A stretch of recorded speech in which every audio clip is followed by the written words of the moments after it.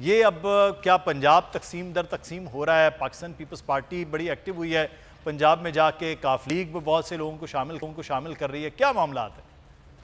एक तो ये कि सराइकी बेल्ट और पीपल्स पार्टी जब करीब होते हैं तो सराइकी लोगों को ये आसरा होने लगता है कि शायद हमारे सूबे की तरफ ये मामला जाएगा।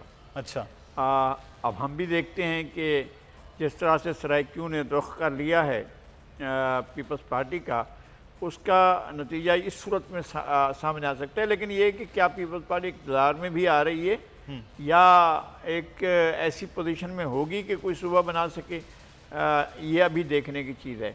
और दूसरी बात ये कि ख़ुद पंजाब इस बार ऐसा होगा कि पंजाब का मैंडेट इतना तकसीम हो चुका होगा कि ख़ुद पंजाब की हुकूमत बनाने के लिए भी शायद लगता है कि कई ग्रुपों को मिलकर ये काम करना पड़ेगा।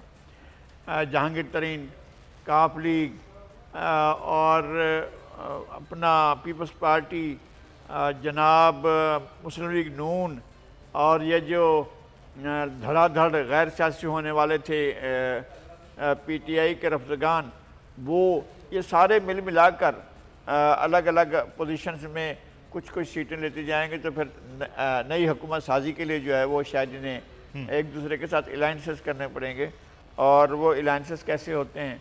लेकिन एक चीज़ हमने देखी, लगारी साहब इलेक्शन का माहौल बन रहा है, फिर इसका मतलब है कि जब मेरा ख्याल है कि इलेक्शन होगा, मेरा ख्याल है कि इलेक्शन होगा। एक बात मैं आपको बता देता हूँ मुदस्सिर, जो अहम बात है वो ये है कि अददी अक्सरियत हो या ना हो, लेकिन आसिफ अली जरदारी के पास एक ऐसा हुनर मौजूद है कि पार्टी के ऐवान में एब्सोल्यूट अक्सरियत ना होने के बावजूद भी वो काम कर जाते हैं। जिस तरह से उन्होंने 18वीं तरमीम मंजूर कराई थी जी, और इस तरह से वो कोई और बड़ा काम भी कर सकते हैं अगर ये उनकी हुकूमत बनती है या वो हुकूमत के किसी इत्तेहाद में जाते हैं, तो भी शायद वो कोई काम कर सकेंगे। तो सर अभी बड़े नाम कोई ज़्यादा शामिल नहीं हुए हैं पीपल्स पार्टी में, तो तेल और तेल की धार देखी जा रही है, इलेक्शन अनाउंस होंगे, इधर पार्टी उधर पार्टी, तो लोग बहुत हैं जो छोड़े भी बैठे हैं, इंतज़ार भी कर रहे हैं, शामिल भी नहीं हो रहे हैं, वो इंतज़ार कर रहे हैं। तो नहीं, मेरा ख्याल है कि रहीम यार खान पूरा आ चुका है, जी मुजफ्फरगढ़ पूरा आ चुका है, डरागाती खान जो है वो उसमें सिर्फ लगारीज नहीं है, बाकी आलमोस्ट सब आ चुके हैं। बल्कि लगारीज में भी ऐसा हो चुका है कि वहाँ जो ग्रुप बंदी थी उनमें से जाफर लगारी के अहलिया ने गैर सियासी होने का ऐलान किया है, तो उसका फ़ायदा शायद किसी हद तक भी तकसीम इसी तरह से जी।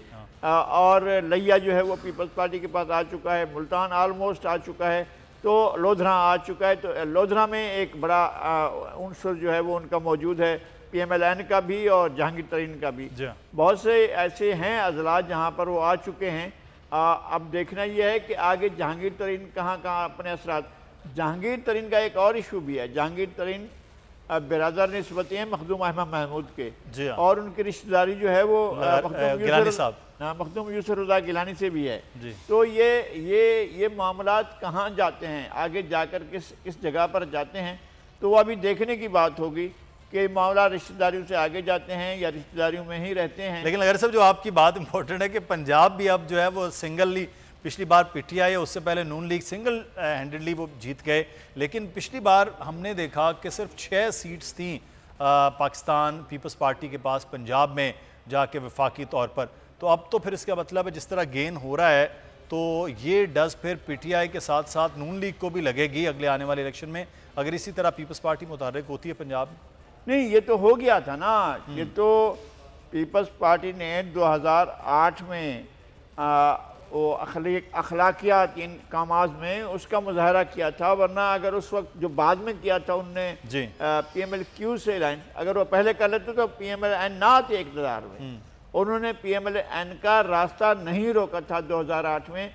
अगर वो रोकना चाहते तो फिर वो ऐसा नहीं है कि नहीं रोक सकते थे, लेकिन उन्होंने बड़ी चीज़ देखी थी। जरदारी साहब के जहन में कोई और चीज़ थी, वो ये था कि वो 18वीं तरमीम को उन्होंने सोच रखा था कि वो अख्तियारात जो हैं वफाक को मुतवाज़न बनाएंगे और सूबों के पास अख्तियारात ले जाएंगे, और जो कॉन्करेंट लिस्ट एक अरसे से ड्यू थी कि उसको सूबों को दिया जाए, वो उसको देने के लिए कमिटेड थे और वो देना चाहते थे, और वो कर गए, यानी इतना बड़ा काम कर गए।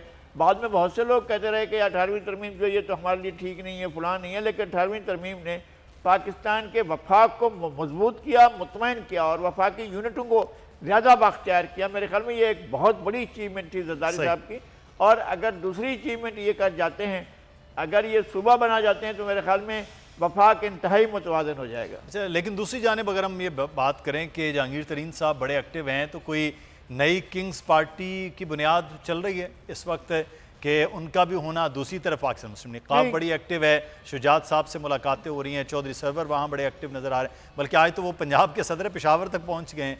तो ये कोई किंग्स पार्टियों का भी मुस्तकबिल तेज़ हो रहा है इस नहीं, मेरे ख्याल में बादशाह वक्त ने अपने आप को पीछे कर लिया है कि वो इन मामलात में आगे नहीं बढ़ेंगे। वो मुदाखलत शायद अपनी अपनी रेस चला दी है लोगों ने, फिर वो सबने अपनी अपनी रेस चला दी है। दो बड़ी शख्सियात जो हैं पंजाब में और वो होकर आ गए, एक इंटिटी, एक वहदत, एक बड़ी शख्सियत बनकर आ गए, एक जहांगीर तरीन और एक चौधरी सरवर। और चौधरी सरवर जो हैं वो चौधरी शुजात के साथ लगकर उनने एक काम तो कर लिया है कि वो हमारे मोहतरम मेहरबान जनाब चौधरी परवेज़ इलाही के लिए न जाए रफ्तन न पाए मानदन न जाए रफ्तन, इस ऐसी सूरत हाल पैदा कर दी है कि वो ना इस जहान के ना उस जहान के कर दिया उन्होंने। लेकिन ये सूरत हाल तो खुद उनकी अपनी की हुई थी।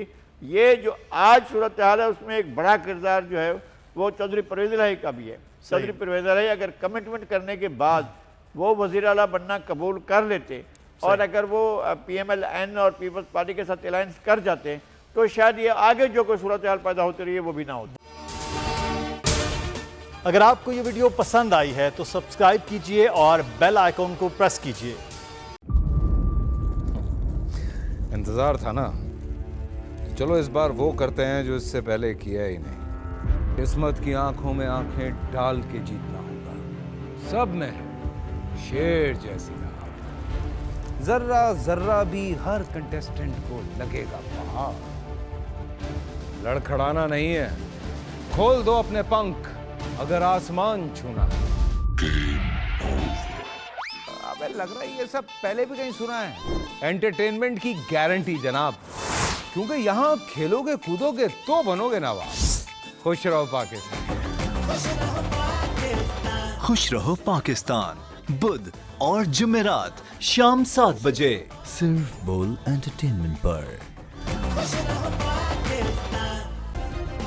सब्सक्राइब करें और बेल दबाएं ताकि कोई खबर रह न जाए।